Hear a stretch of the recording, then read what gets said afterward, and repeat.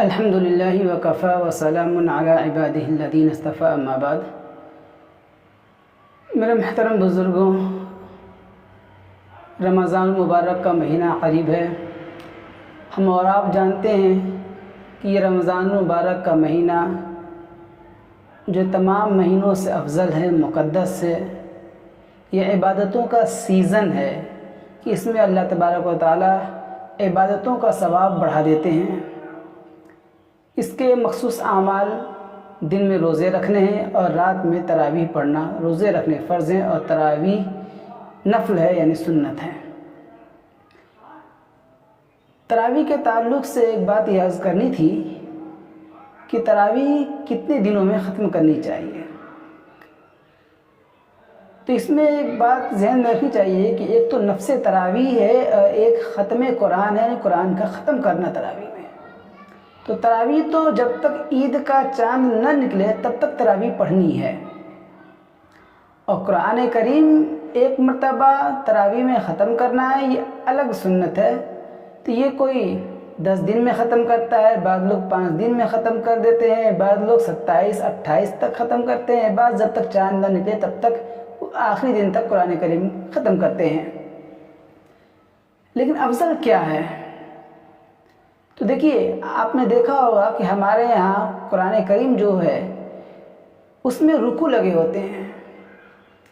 رکوع کا مطلب ہی یہ ہوتا ہے کہ وہاں پہ رکوع کرنا ہے۔ تو وہ رکوع اسی وجہ سے لگائے گئے ہیں اور اس چیز کو سامنے رکھ کے لگایا گیا ہے کہ ہر آدمی جو بھی تراویح پڑھا رہے ہیں، جو حافظ صاحب، اگر وہ ایک رکعت میں ایک رکوع پڑھیں گے تراویح کی تو 27ویں رات کو تراویح میں قرآن ختم ہو جائے گا۔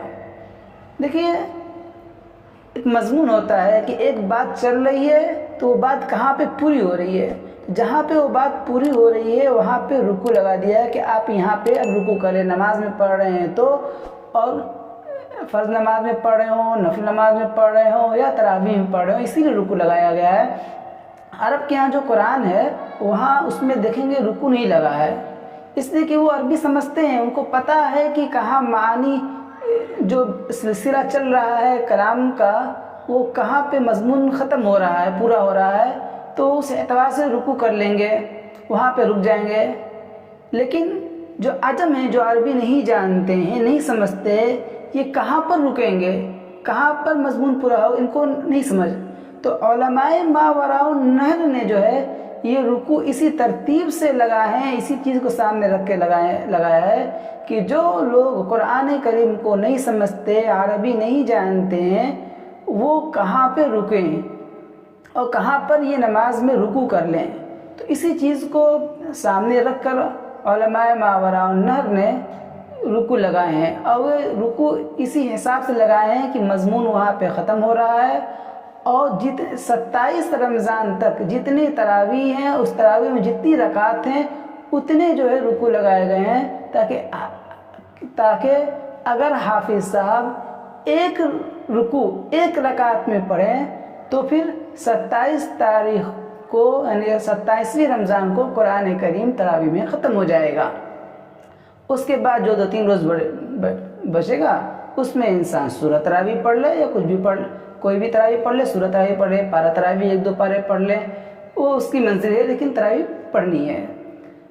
جب یہ بات آئی تو آپ کو سمجھنا چاہیے کہ قرآن کریم جب نازل ہوا تھا صحابہ کے دور میں، اللہ کے نبی صلی اللہ علیہ وسلم کے دور میں، اور حضرت عثمان غنی رضی اللہ عنہ کے دور میں جو ترتیب سے لکھا گیا قرآن کریم کو، جو لوگوں کو زبانی اور مختلف جگہوں اور مختلف لوگوں کے پاس کچھ قرآن کریم تھوڑے تھوڑے لکھے ہوئے تھے، تو اس وقت جو لکھا گیا تھا اس میں زیر زبر پیش جو ہے یہ نہیں تھا۔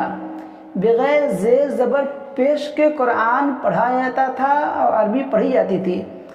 آپ اگر گوگل پر سرچ کریں اور خطوط نبوی لکھیں تو آپ کو لکھے ہوئے کچھ عبارت آئیں گی صحابہ کے زمانے کی لکھی ہوئی، آپ دیکھیں گے کہ خط کوفی میں لکھا ہوتا ہے، اس میں نہ زیر ہے، نہ زبر ہے، نہ پیش ہے، یہاں تک کہ نقطے بھی نہیں ہوتے ہیں۔ یہ جو نقطے ہوتے ہیں نا، جیم پر 1 نقطہ، ہا خالی، خا پہ کے اوپر 1 نقطہ، شین پہ 3 نقطے ہیں، اور قاف پہ 2 نقطے ہیں، اور बाकी नीचे एक नुक्ते, सा के ऊपर 3 नुक्ते, ता पर 2 नुक्ते, ये नुक्ते भी नहीं हुआ करते थे। बगैर नुक्ते के ज़ेर ज़बर पेश के जो है कुरान था, अरबी लिखी जाती थी और उसी तरह पढ़ी भी जाती थी। आज भी आप अलजायर में देखें तो वहाँ पे कुरान ऐसे मौजूद हैं कि उसी तरीके से ख़त कूफ़ी में जो है कुरान लिखा हुआ है, उस पर ज़बर ज़ेर पेश नुक्ते नहीं हैं। और पहले ज़माने में कुरान को इस तरीके से बेंडिंग भी नहीं की जाती थी, अलग अलग वर्क होते थे। आज भी वहाँ वैसे ही है, वो जायज़ नहीं समझते बेंडिंग करना, जिस तरीके से उस्मान रज़ी अल्लाह तआला अन्हु के ज़माने में था। तो वो पढ़ते हैं, लेकिन हम और आप उसको नहीं समझ सकते हैं। हमारे यहाँ उर्दू खुद आज से 150 साल पहले देखिए तो उसमें नुक्ते नहीं थे, बगैर नुक्ते के लिखे हैं, लेकिन लोग पढ़ते रहते थे। और आज भी जो हमारे यहाँ उर्दू, उसमें ज़ेर ज़बर पेश कहाँ होते हैं, लेकिन पढ़ी जाती है। इसी तरीके से कुरान करीम में भी ज़ेर ज़बर पेश नहीं थे। हज्जाज इब्न यूसुफ गुज़रा है एक बादशाह, उसने उलमा से जो है ज़ेर ज़बर पेश लगवाए थे कि जब ये इस्लाम अरब से निकल कर उस मुल्क तक पहुँचा जहाँ के लोग अरबी नहीं जानते थे, अब इनको पढ़ने में दुश्वारी हो रही थी। बाज़ तो गलती कर दी, जैसे कुरान करीम में एक आयत है, इन्नल्लाह बरीउम मिनल मुशरिकीन व रसूलु। इसका तर्जुमा है कि अल्लाह तबारक व तआला का मुशरिकीन से कोई ताल्लुक़ नहीं और अल्लाह के रसूल का भी मुसलमानों से, अल्लाह के रसूल का भी मुशरिकीन से कोई ताल्लुक़ नहीं। अल्लाह और उसका रसूल दोनों मुशरिकीन से बरी हैं। उसने पढ़ दिया इन्नल्लाह बरीउम मिनल मुशरिकीन व रसूली पढ़ दिया, रसूलू की जगह रसूली पढ़ दिया। अब इसका तर्जुमा एकदम बदल गया कि अल्लाह ताला मुशरिकों से भी बरी है और उसके रसूल से भी बरी है, यानी अल्लाह ताला का मुशरिकीन से भी कोई ताल्लुक़ नहीं और उसके अपने रसूल से भी उसका कोई ताल्लुक़ नहीं। अस्तगफिरुल्लाह। तो एक ज़ेर ज़बर में इतना माना बदल गया, तो इस वजह से जो ऐसी गलती कोई और ना करे तो ज़ेर ज़बर पेश लगाया गया। और फिर उलमाए मावराउन्नर ने मज़मून को नज़र रखते हुए जो है रुकू लगाए हैं, ताकि और इसी हिसाब से लगाए हैं ताकि आदमी माना नहीं समझता तो रुकू पर जो है रुकू कर ले, रकात पूरी करे, तो 27 रमज़ान को जो है कुरान करीम ख़त्म हो जाएगा। तो हफ़ाज़े कराम जिनको तरावी पढ़ानी है वो अगर इस बात का ख्याल कर रहे हैं कि हम 27 तक तरावी पढ़ेंगे, मुक्तदी के ऊपर होता है, मुक्तदी ये कहें कि हम 27 को ख़त्म करेंगे, तो अच्छी चीज़ है, शब कदर भी मिल जाएगा इसमें, तो बहुत अच्छी चीज़ है कि इस तरीके से पढ़ें। और यही नहीं, नमाज में भी अगर हमें 30वें पारे से अलावा कहीं कोई और पारे से 20 से तिलावत करनी है नमाज में, तो उसमें भी इस बात का ख्याल रखना चाहिए कि हम जहाँ रुकू है वहाँ पे रुकू करें, बीच में नहीं, ताकि माना घर इधर से उधर मजमून न हो। और दूसरी चीज़, हुफ़ाज़ लोगों से, हाफिज़ हज़रात से गुजारिश है कि वो तरावी पढ़ा रहे हैं, वो मसाइल नहीं जानते, अभी आलिम नहीं बने हैं, तो उनको चाहिए कि वो नमाज के मसाइल को सीखें। इसलिए कि आप तरावी पढ़ाने जा रहे हैं, आपके पीछे एक जमात होगी जो आपकी इक्तदा कर रही होगी। अगर आपकी नमाज ख़राब हो गई तो सारे लोगों की नमाज ख़राब हो जाएगी और सबका गुनाह आपके ऊपर होगा।